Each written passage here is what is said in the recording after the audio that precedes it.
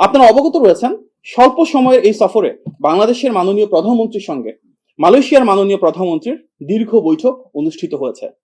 প্রথমে দুই প্রধানমন্ত্রীর মধ্যে একান্ত কিছু বৈঠক অনুষ্ঠিত হয়। এরপর সীমিত পরিসরে অনুষ্ঠিত বৈঠকে খোলামেলা আলোচনায় দুই দেশের দ্বিপাক্ষিক সম্পর্কের অত্যন্ত গুরুত্বপূর্ণ বিষয় উঠে আসে।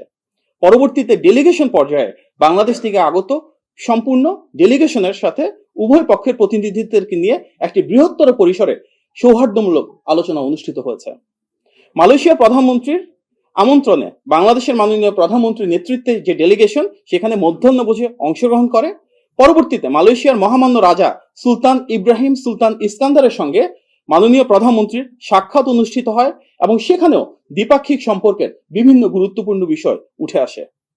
উচ্চ পর্যায়ের এই বৈঠক সমূহে বাংলাদেশ মালয়েশিয়ার সম্পর্কের বিভিন্ন দিক নিয়ে আলোচনার পাশাপাশি আঞ্চলিক ও আন্তর্জাতিক অঙ্গনের পারস্পরিক স্বার্থ সংশ্লিষ্ট বিভিন্ন বিষয়ে মত বিনিময় করা হয়।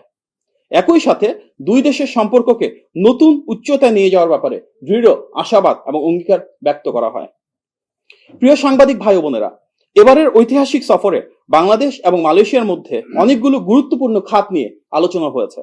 খাতগুলো হলো রাজনৈতিক সহযোগিতা, বাণিজ্য ও বিনিয়োগের সম্প্রসারণ, হালাল শিল্প, ডিজিটাল অর্থনীতি, এআই এবং সেমিকন্ডাক্টর খাত, বাংলাদেশ থেকে মালয়েশিয়ায় কর্মী নিয়োগ এবং তাদের কল্যাণে সহযোগিতা, শিক্ষা ও পর্যটন খাতে সহযোগিতা, জ্বালানি খাত, প্রতিরক্ষা, নিরাপত্তা এবং আঞ্চলিক ও বহুপাক্ষিক সহায়তা সম্প্রসারণ।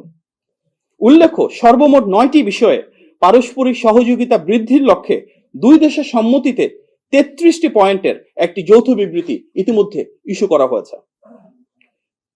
বাংলাদেশের মাননীয় প্রধানমন্ত্রী এবং মালয়েশিয়ার মাননীয় প্রধানমন্ত্রীর যৌথ প্রেস কনফারেন্স আজকে পুত্রজায় অনুষ্ঠিত হয়েছে। এই যৌথ প্রেস কনফারেন্সে মালয়েশিয়ার মাননীয় প্রধানমন্ত্রী বাংলাদেশের ইতিহাসে শহীদ প্রেসিডেন্ট জিয়াউর রহমান ও দেশনেত্রী বেগম খালেদা জিয়ার ভূমিকার ভূয়সী প্রশংসা করেছেন।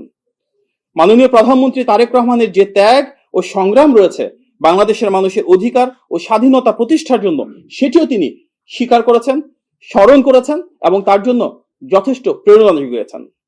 বাংলাদেশের সঙ্গে মালয়েশিয়ার যে ভিন্নমাত্রিক ঐতিহাসিক ভ্রাতৃত্বপূর্ণ এবং বন্ধুত্বপূর্ণ সম্পর্ক রয়েছে সেটিকেও মালয়েশিয়ার মাননীয় প্রধানমন্ত্রী আলোকপাত করেছেন। প্রিয় সাংবাদিক ভাই বোনেরা, পারস্পরিক স্বার্থকে প্রাধান্য দিয়ে বাণিজ্য ও বিনিয়োগ বৃদ্ধি করে অর্থনৈতিক সহযোগিতা আরো কিভাবে শক্তিশালী এবং জোরদার করা যায় সেটিকে নিয়ে দুই দেশের রাষ্ট্রনায়ক সুবিস্তৃত আলোচনা করেছেন। দুই দেশে মুক্ত বাণিজ্য চুক্তি বা এফটিএ স্বাক্ষরের লক্ষ্যে আলোচনা এগিয়ে নেওয়ার বিষয়ে সম্মতি হয়েছে এবং এটিকে বেগবান করার জন্য কার্যকর নির্দেশনা প্রদান করা হয়েছে। প্রযুক্তি, বিনিয়োগ ও দক্ষতা উন্নয়নের মাধ্যমে শিল্প ও ব্যবসা খাতে সহযোগিতা বাড়িয়ে কিভাবে নতুন কর্মসংস্থান এবং অর্থনৈতিক সুযোগ সৃষ্টি করা যায় সেগুলো নিয়েও দুই দেশ একসাথে কাজ করার ঐক্যমত্য পোষণ করেছে। একই সাথে হালাল শিল্প ও হালাল ব্যবসার সম্ভাবনার যে অপার গুরুত্ব রয়েছে সেটিকে অনুধাবন করে কিভাবে মালয়েশিয়ার বেস্ট প্র্যাকটিস আমরা বাংলাদেশে অ্যাডাপ্ট করতে পারি হালাল শিল্পের বিকাশের জন্য, সেগুলি নিয়ে দীর্ঘ আলোচনা করা হয়েছে। এ খাতে মালয়েশিয়ার অভিজ্ঞতা কাজে লাগিয়ে বাংলাদেশে হালাল পণ্য, সনদ প্রদান ব্যবস্থা এবং দক্ষ জনবল তৈরির পাশাপাশি গবেষণা ও প্রশিক্ষণ কার্যক্রমে সহযোগিতার বিষয়ে নেতৃবৃন্দ একমত হয়েছেন। প্রিয় সাংবাদিক ভাই বোনেরা, আজকের আলোচনায় কৃত্রিম বুদ্ধিমত্তা বা এআই, ডিজিটাল অর্থনীতি, সাইবার নিরাপত্তা ও আধুনিক প্রযুক্তি খাতে সহযোগিতা বাড়ানোর বিষয়ে গুরুত্ব আরোপ করা হয়েছে। পাশাপাশি বাংলাদেশের তথ্য প্রযুক্তি খাতে বিশেষ করে প্রযুক্তি পার্ক ও অর্থনৈতিক অঞ্চলে মালয়েশিয়ার বিনিয়োগ কিভাবে বৃদ্ধি করা যায় সেটি নিয়েও আলোচনা করা হয়েছে। আপনারা জানেন, মালয়েশিয়ায় বর্তমানে প্রায় 11,000 বাংলাদেশি শিক্ষার্থী অধ্যয়নরত রয়েছে। বাংলাদেশ এবং মালয়েশিয়ার আর্থ সামাজিক উন্নয়নে তাদের ইতিবাচক অবদানকে উভয় দেশ স্বীকৃতি দেয়। দুই দেশের সরকার প্রধান শিক্ষাক্ষেত্রে সহযোগিতা, বিশেষ করে বিশ্ববিদ্যালয়গুলোর মধ্যে অংশীদারিত্ব, যৌথ গবেষণা এবং কারিগরি ও দক্ষতা ভিত্তিক শিক্ষা সম্প্রসারণে একমত পোষণ করেছে। একই সঙ্গে কর্মবাজারের চাহিদা অনুযায়ী দক্ষ মানব সম্পদ গড়ে তোলা এবং শিক্ষার্থীদের দক্ষতা উন্নয়নের উপর গুরুত্ব আরোপ করেন উভয় সরকার প্রধান।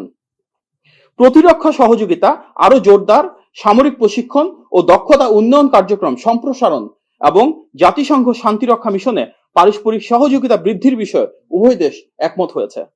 পাশাপাশি সন্ত্রাসবাদ মোকাবেলায় প্রশিক্ষণ এবং সক্ষমতা উন্নয়নের মাধ্যমে দ্বিপাক্ষিক সক্ষমতা আরো কিভাবে শক্তিশালী করা যায় সে বিষয়ে আলোচনা হয়েছে পর্যটন এবং সাংস্কৃতিক ক্ষেত্রে কিভাবে পারস্পরিক সহযোগিতা বৃদ্ধি করা যায় সেটি নিয়েও।